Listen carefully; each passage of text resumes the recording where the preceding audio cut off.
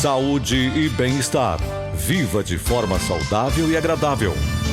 Realização Grande FM.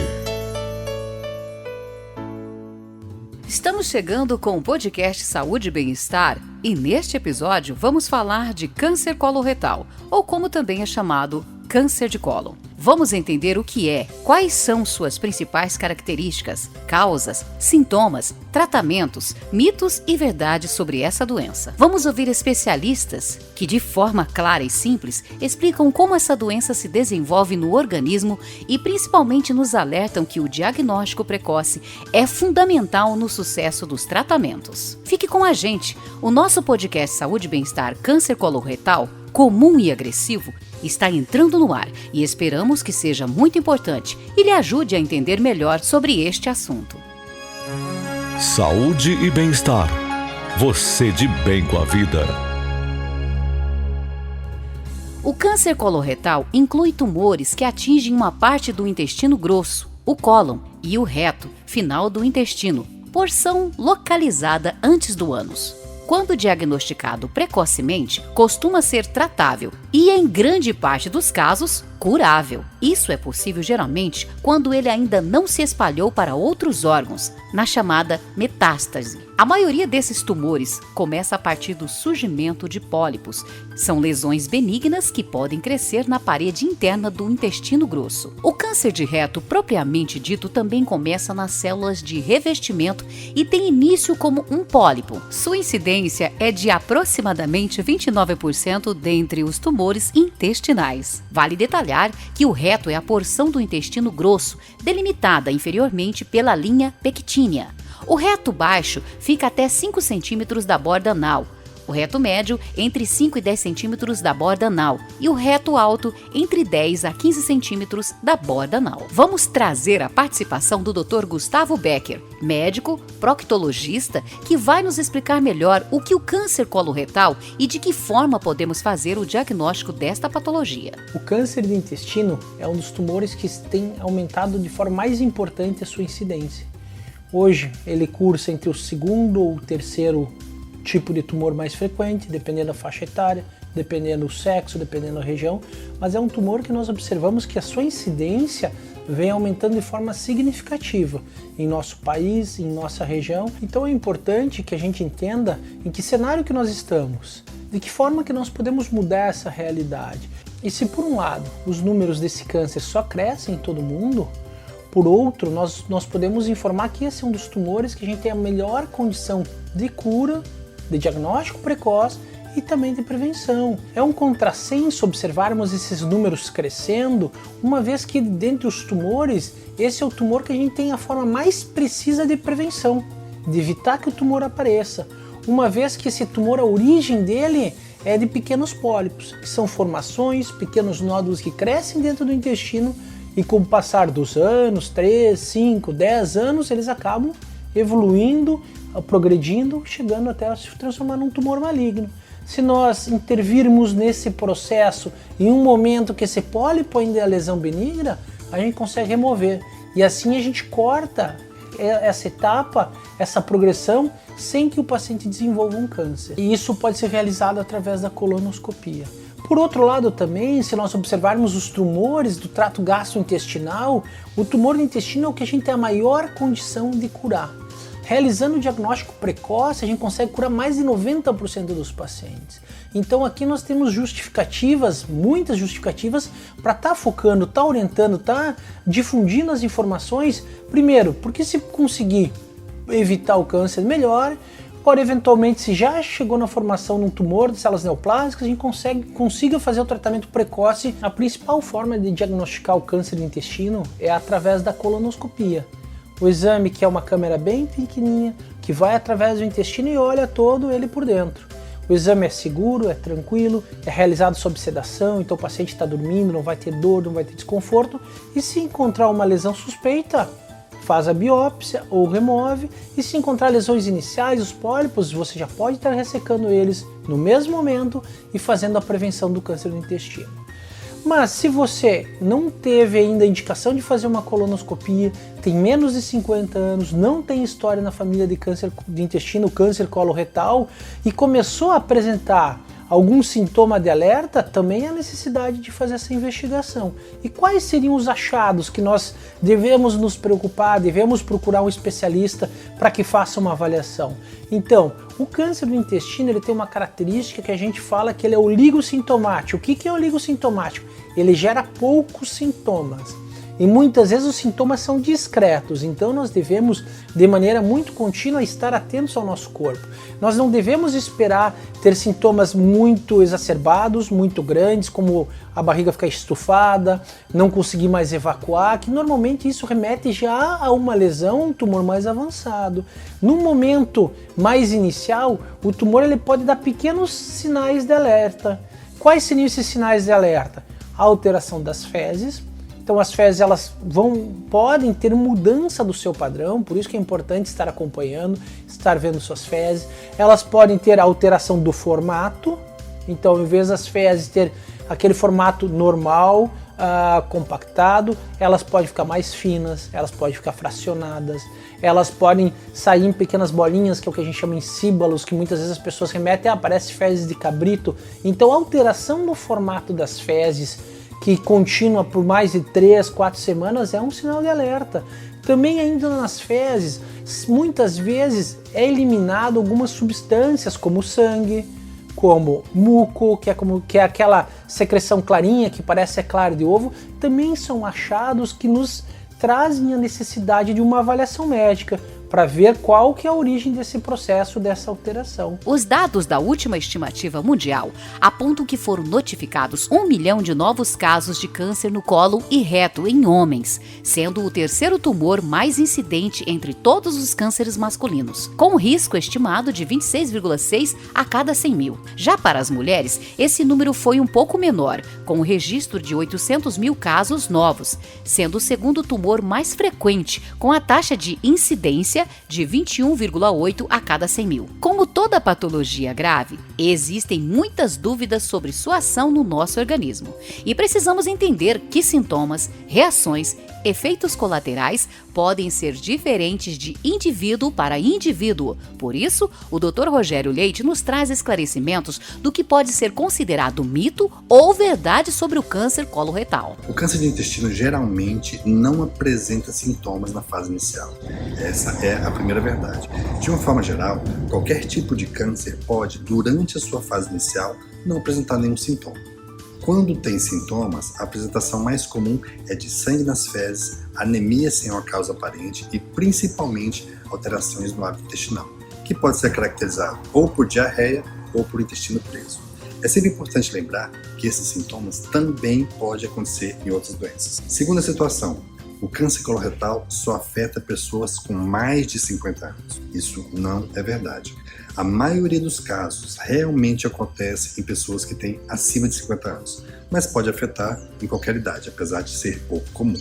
Quem tem um histórico familiar de câncer coloretal e está exposto a fatores que causam essa doença, pode ter um risco aumentado por câncer de intestino, independente da idade.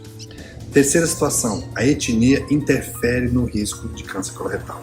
Isso é verdade. Não se sabe bem por quê, não se sabe bem a causa disso, mas de acordo com o Instituto Nacional do Câncer, o INCA, os judeus de origem europeia oriental têm maior risco de desenvolver o câncer de intestino, o câncer coloretal. Além deles, as estatísticas também mostram que pessoas negras apresentam maior incidência de câncer coloretal, com maiores índices de morte também. Mudanças de hábito de vida podem reduzir o risco do câncer coloretal. Isso também é verdade. Alguns fatores como histórico familiar estão fora do nosso controle. Então, a estimativa é que cerca de 50 a 75% dos casos de câncer coloretal poderiam ser prevenidos com um estilo de vida mais saudável. Os principais fatores de prevenção do câncer coloretal são evitar o consumo de embutidos, manter uma alimentação rica em vegetais, praticar exercícios físicos e manter o hábito de não fumar. A alimentação é o único fator de risco para desenvolver câncer coloretal. Isso não é verdade. Não acreditem nisso. A alimentação realmente é um fator extremamente importante no risco de se desenvolver um câncer de intestino, mas não é o único. A verdade é que existe um conjunto de fatores como o tabagismo, como o excesso de bebida alcoólica, que podem contribuir também para o surgimento de um tumor maligno, qualquer que seja ele, de uma forma geral. Outra situação, obesidade aumenta o risco de desenvolver esse tipo de câncer. E isso é verdade. Na verdade, tudo está interrelacionado. Uma rotina de má alimentação, sedentarismo, assim como o excesso de bebida alcoólica, pode levar à obesidade, que aumenta a incidência de câncer. É sempre importante lembrar que a obesidade é um fator de risco para vários outros tipos de tumores malignos, não apenas para o câncer do intestino. Outra situação, a colonoscopia é a única forma de diagnosticar o câncer coloretal. Isso é verdade, porque o diagnóstico de certeza mesmo só se consegue com a realização de uma colonoscopia associada a uma biópsia da lesão, que vai ser analisado pelo patologista.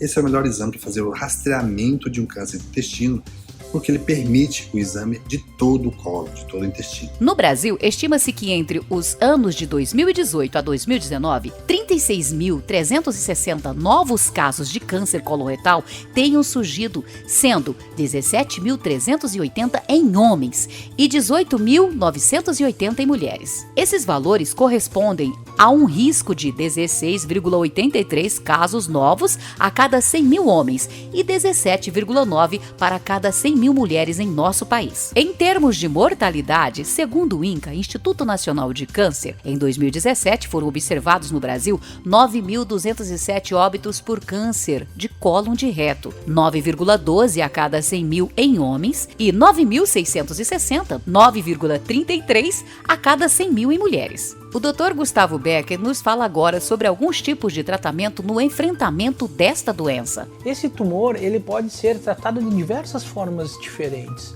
Nós temos sim a cirurgia como a base. A cirurgia então é um tempo principal e que ele é complementado por outros procedimentos como quimioterapia, radioterapia. Nós diferenciamos o tumor, o câncer do intestino grosso, do cólon, do tumor do reto.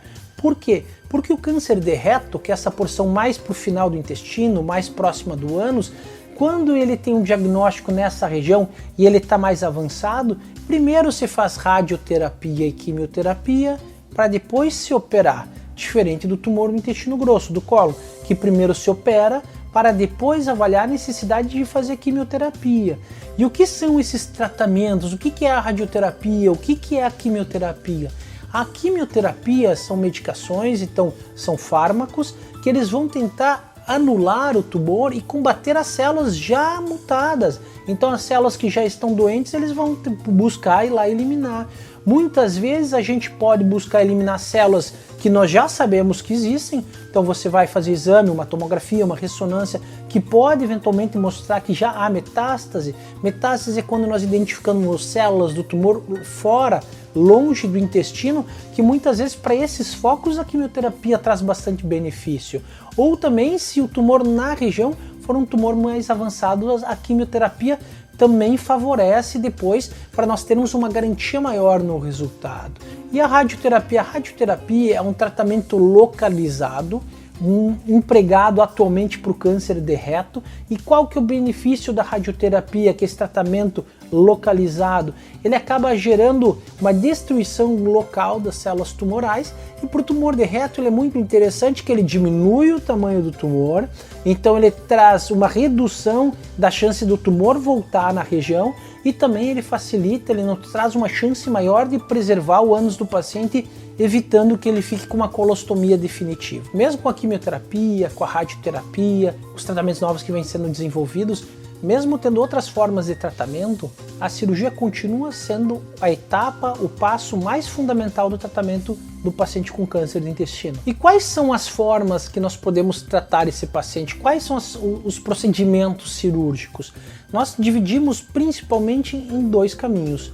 Um que é a cirurgia tradicional, feita através de corte, que o cirurgião acessa a cavidade, acessa o órgão e faz a ressecção do tumor, faz a retirada de todo o tecido linfático correspondente àquela região, e nós podemos realizar a mesma cirurgia com o mesmo rigor oncológico, o mesmo cuidado por técnica minimamente invasiva. Então a cirurgia minimamente invasiva, o que muda é que em vez de você fazer uma incisão grande, uma incisão de 15, 20, 25 centímetros do abdômen, em vez de manipular todos os tecidos de forma mais grosseira com as mãos, nós realizamos através de pequenas incisões de 5 milímetros, 1,5 centímetro, e nós podemos utilizar uma câmera de alta definição que nos guia para realizarmos o mesmo tratamento, a mesma cirurgia de retirada do tumor, com uma margem boa, da forma mais adequada, mantendo todos os princípios oncológicos, promovendo ao paciente muitos benefícios, como uma recuperação mais segura, menos complicação, menor internação hospitalar, menor risco de transfusão sanguínea, menor risco de internação na UTI, menos complicações cardiorrespiratórias, o paciente retorna às atividades ocupacionais mais precocemente, tem menos dor. Então aqui sim nós conseguimos promover uma série de benefícios ao paciente associados a um tratamento adequado do câncer. E dentro da cirurgia minimamente invasiva, nós podemos estar utilizando a cirurgia videolaparoscópica, que é feita através de pinças e de câmera, e também podemos proporcionar cirurgia minimamente invasiva associada à tecnologia robótica. Para alguns pacientes com câncer coloretal, o tratamento pode remover ou destruir o câncer, mas chegar ao fim do tratamento pode ser estressante. Ao mesmo tempo em que o paciente se sente aliviado com o término do tratamento, fica a preocupação de uma recidiva ou metástase. Este é o sentimento muito comum para a maioria dos pacientes que tiveram câncer coloretal. Desta forma, o Dr. Eduardo Brambilla, cirurgião oncológico, nos fala das possibilidades de cura mediante o tratamento adequado do câncer coloretal. A cura da doença depende do estágio que ela se encontrar, né? Então, quanto mais restrito ao intestino, maior a possibilidade de cura. Então, se a gente tiver uma lesão só no intestino, a gente fala em taxas de 90%. Mas isso não quer dizer que as outras também não possam ser curadas, né? Muitas vezes a gente tem que empregar outros tratamentos, como a quimioterapia ou outras cirurgias. Então, hoje, mesmo com paciente que possa ter doença no fígado ou no pulmão, a gente já pensa em cura para ele. Então a gente depende de vários fatores, inclusive de como essa pessoa vai responder ao tratamento da quimioterapia. O tratamento principal dos tumores de cólon e reto é cirurgia. A quimio e a rádio são usadas em conjunto para a gente melhorar a chance de se obter uma cirurgia adequada e a chance de uma cura. A incidência do câncer coloretal tem uma elevação significativa após os 50 anos e continua aumentando com o avançar da idade. Apesar de o número de casos ter aumentado recentemente em pacientes mais jovens. Os fatores de risco do câncer de reto, especificamente, são muito relacionados aos hábitos alimentares e de vida e às condições prévias de saúde. Saúde e bem-estar. Seu jeito de viver bem.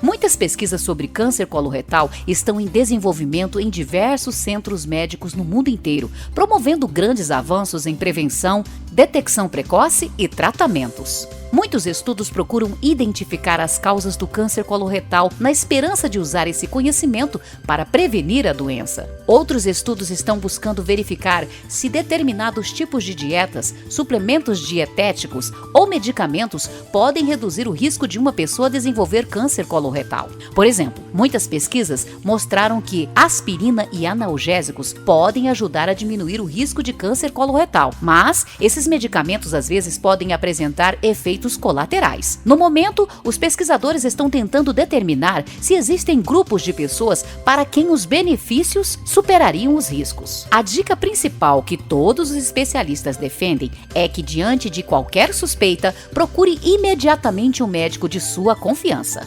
Este foi o podcast Saúde e Bem-Estar, disponível no grandefm.com.br ou na sua plataforma de áudio preferida. Siga nosso podcast nas redes sociais, assine nosso podcast, se inscreva em nossos canais e favorite o nosso conteúdo. Assim você será notificado toda vez que tivermos novidades. Esperamos que você tenha gostado do nosso conteúdo e em breve novos episódios estarão à sua disposição. Você conferiu Saúde e Bem-Estar. Seu corpo e sua mente muito mais saudáveis. Uma realização da Grande FM.